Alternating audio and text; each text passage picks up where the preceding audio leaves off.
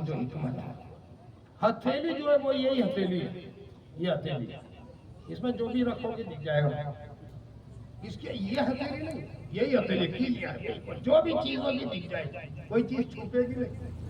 لیکن اس پر اگر رائی کا دانا رکھ لو، بھلے وہ چھوٹا ہے لیکن دانے کا اوپری حصہ تو دکھے گا، دایاں بایاں بھی دیکھے گا.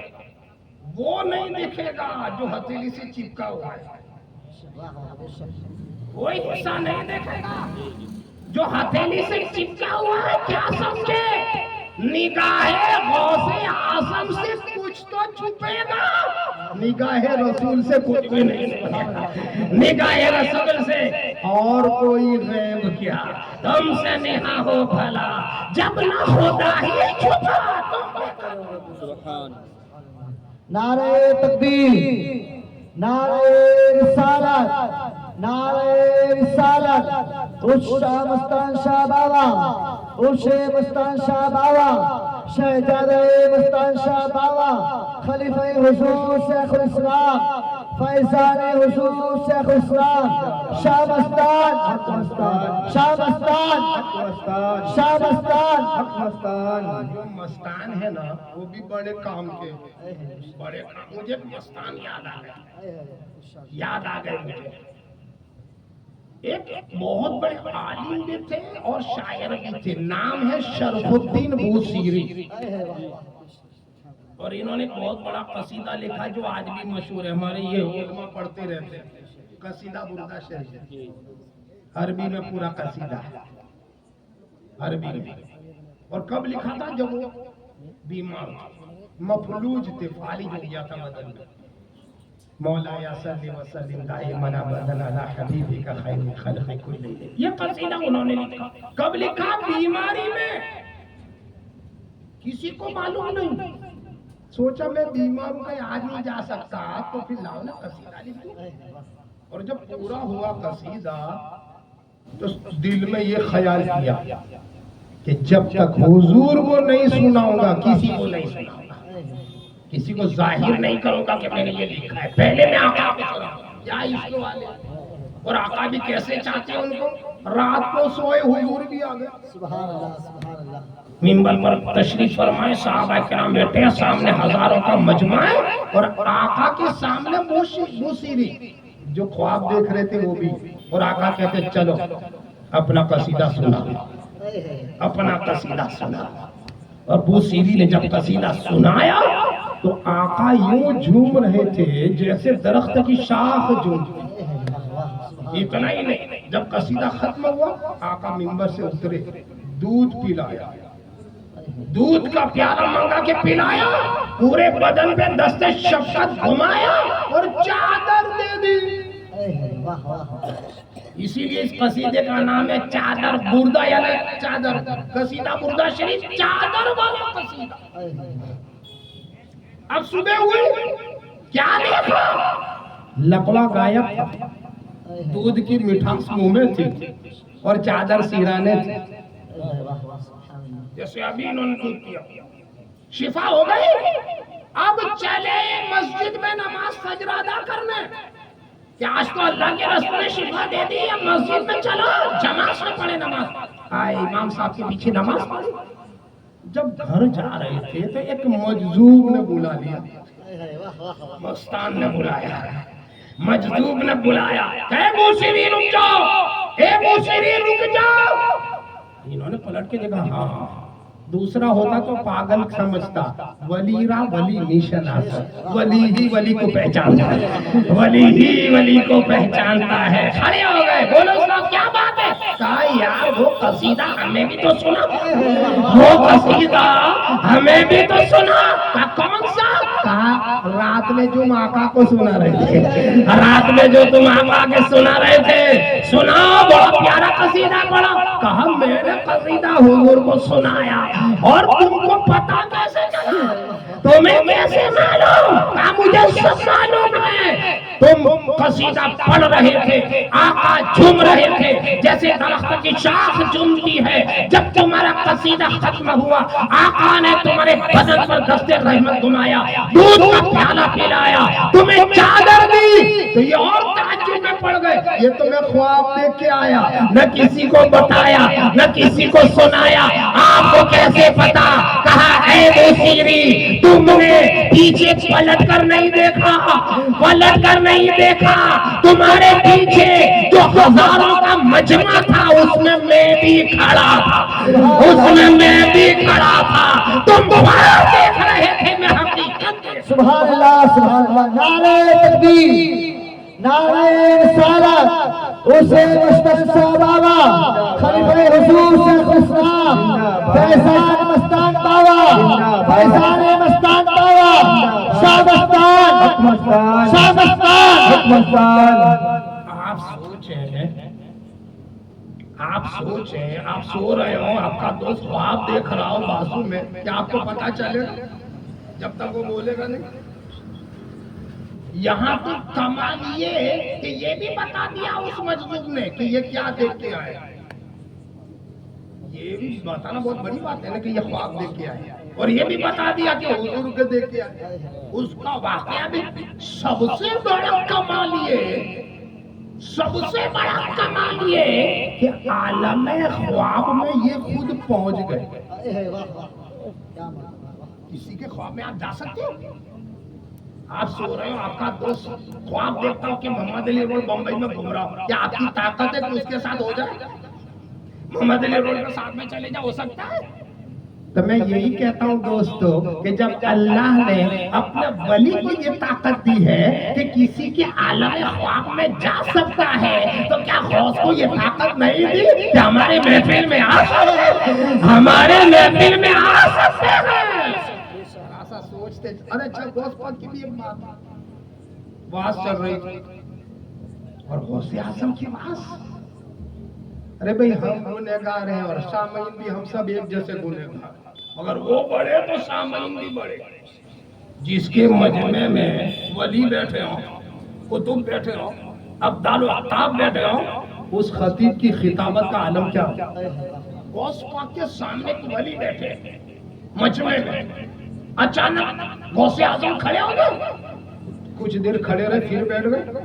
तकरीर खत्म होने के बाद लोगों ने पूछा कि हुजूर आप बीच में खड़े हुए फिर बैठ गए, वजह क्या है? तब मेरे सामने वो अली बिन हेती बैठे थे, वो अल्लाह के वलियों को बुलाया, पूछा ए अली तुमने क्या देखा, क्या देखा?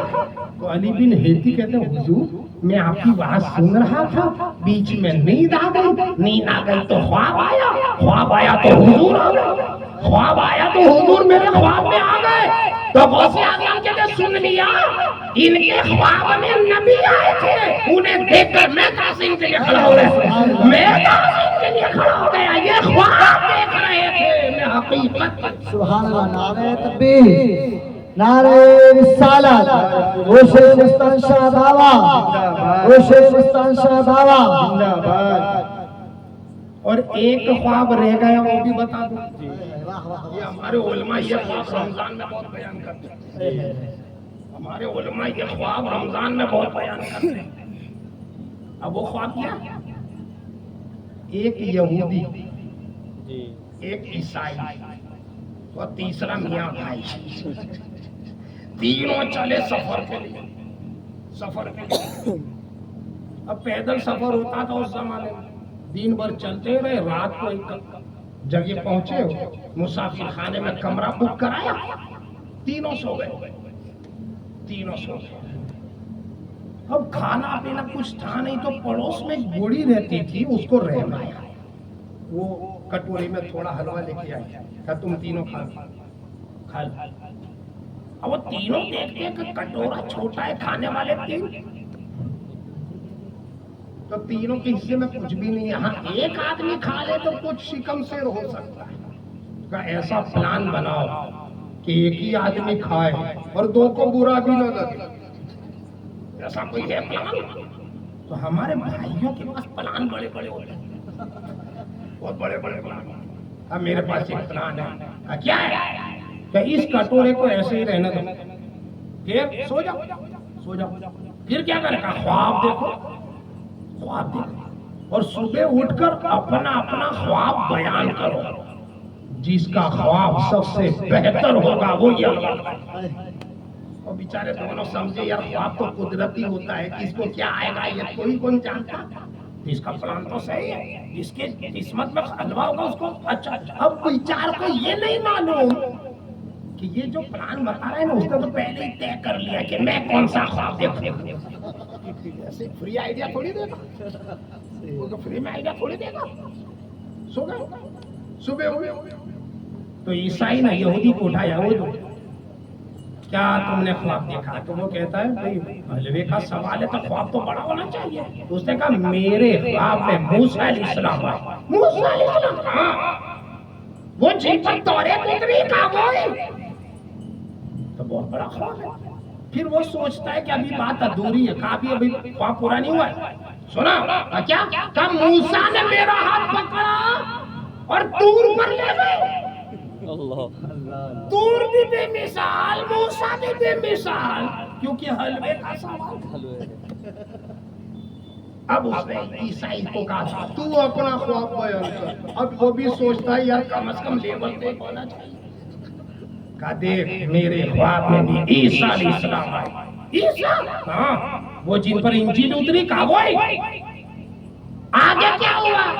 اب وہ یہودی سوچتا ہے دوسرا طور تو ہے نہیں، وہ بھی سوچتا ہے یار بات ادھوری رہ جائے گی تو اس کو کچھ مارک زیادہ مل جائیں گے۔ کہا سن، عیسیٰ نے میرا ہاتھ پکڑا، چوتھے آسمان پر لے گئے، چوتھے آسمان پر۔ ہمارا بھائی ابھی تک پڑا ہوا تھا، اٹھا ہی نہیں، کہا اس کو تو اٹھاؤ اور اس کو پوچھو تو نے کوئی خواب دیکھا؟ کہا اٹھ بھائی تو نے کوئی خواب دیکھا؟ کہاں میں نے بھی دیکھا خواب، اور کھلی آنکھ سے دیکھا۔ کھلی آنکھ سے کہاں؟ کچھ خواب ایسے ہوتے ہیں جو آنکھ کھلی رکھتے ہیں۔ ارے خواب خواب بیان کر۔ کہ 4 بج رہے تھے، 4 آنکھ کھلی تھی، 4 بج رہے تھے، ہمارے کمرے میں ایک بھیانک خطرناک لمبا چوڑا اونچا قدور، دیکھتے ہی روح کانپ جائے اتنا ڈراؤنا شخص ہمارے کمرے میں گھس گیا، اتنا بڑا اس کے ہاتھ میں ڈنڈا، مجھے اٹھایا، شرم نہیں ہوتا ابھی تک پڑھا ہے؟ بات کیا ہے صاحب؟ کہ مہینہ کون سا چل رہا ہے؟ رمضان۔ ٹائم کون سا ہے؟ کہا سحری۔ تو مسلمان ہے کہ نہیں؟ کہا پکا۔ تو روزے نہیں رکھتا؟ روزہ رکھ، سحری کا؟ کہ یہ دونوں کا تجھ پہ فرض ہے، کہ نہیں؟ سحری کا؟ تو میں نے کہا بھائی صاحب میرے پاس سحری کے لیے کچھ بھی نہیں ہے، اب بے وقوف بناتا حلوہ تو پڑا۔ وہ دونوں بیچارے چپ چاپ پوچھ رہے پھر کیا ہوا؟ کہا سحری ہو گئی، سحری ہو گئی۔ کم از کم بلانا تھا، کم از کم اٹھانا تھا، تھوڑا تو دوستی کا خیال کرنا تھا۔ کہا بہت بلایا، میں نے بہت بلایا، تم نے سنا ہی نہیں۔ کہا کیوں؟ کہا ایک دور پر تھا، ایک چوتھے آسمان۔ بہت بلایا، بہت بلایا۔ امام احمد رضا خان فاضل بریلوی نے بہت بلایا، شیر بیش اہل سنت نے بہت بلایا، ہمارے علماء اہل سنت بلا رہا، مسجد کا ہر امام بلا رہا، اللہ کے ولی کا ہر آستانہ بلا رہا، ہر ولی کا روزہ بلا رہا ہے۔ کہاں جا رہے ہو؟ میرے آقا بلا رہے ہیں، تمہارا کمر بند کھینچ کر کے آقا تمہیں روک رہے۔ کہاں جا رہے ہو؟ گمراہیوں کی طرف، بددینی کی طرف، بے حیائیوں کی طرف۔ میں تمہارا کمر بند پکڑ کے کھینچتا ہوں، تمہیں دوزخ کے کنارے سے نکالتا ہوں۔ ہر ولی کا آستانہ، ہر عالم، ہر ولی، ہر بزرگ تمہارے دلوں کو سنوارنے کے لیے آیا ہے۔ دل میں تقویٰ ہو، دل متقی ہو، دل میں کسی طرح کی کوئی ناپاکی نہ ہو۔ نبی کا بھی یہی پیغام ہے، بزرگوں کا بھی یہی پیغام، دل صاف کرو، دل کو طہارت دو، دل مزین ہو، اور جب تک دل پاک نہ ہوگا تو نہ ذکر کام کا نہ نماز کام کا۔ قد افلح من تزکا وذکر اسم ربہ فصلی. یہ بزرگان دین کی تفسیریں بھی بڑی نرالی ہوتی ہیں. ان کی تو تفسیریں بھی بڑی نرالی. ایک بزرگ کہتے ہیں کسی نے پوچھا ان کو کہ حضرت جنت کی چابی کیا ہے؟ جنت کی چابی چابی ہے لا الہ الا اللہ محمد رسول اللہ. یہ جنت کی چابی ہے. وہ بڑے خوش ہو گئے. چلو کلمہ تو ہم بھی پڑھتے. کہا چابی تو ہے مگر اس میں کچھ خرونچے ہوتی ہیں. چابی میں کچھ شگاف ہوتے ہیں. کچھ جس طرح کا جس ماڈل کا تالا ہوتا ہے چابی بھی اسی طرح ہوتی ہے. اس میں کچھ خرونچے ہوتی ہیں.